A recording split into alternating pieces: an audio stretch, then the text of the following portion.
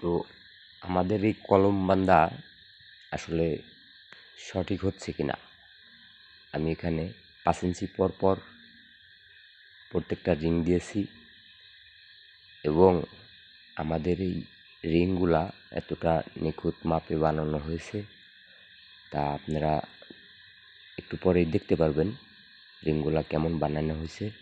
রিংয়ের হুকগুলো কিভাবে আমরা দিয়েছি, আসলে রিংয়ের হুক এইভাবেই দিতে হবে, এটা ইঞ্জিনিয়ারদের পরামর্শ।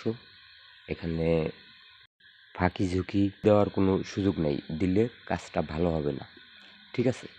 তো এই জন্য আমরা সবসময় ইঞ্জিনিয়ারদের পরামর্শেই কাজ করে থাকি। অবশ্য আমার এই কলমটা কোনো ফাউন্ডেশন বিল্ডিংয়ের না, এটা একতলাই হবে। এটা আমরা 6টা রড দিচ্ছি 16 মিলি, মিডল পয়েন্টের কলম 6টা 16 মিলি। এখানে আমরা একতলাই করব। আমাদের অন্যদিকে কিন্তু ঢালাইয়ের কাজ চলতেছে, ফিনিশ।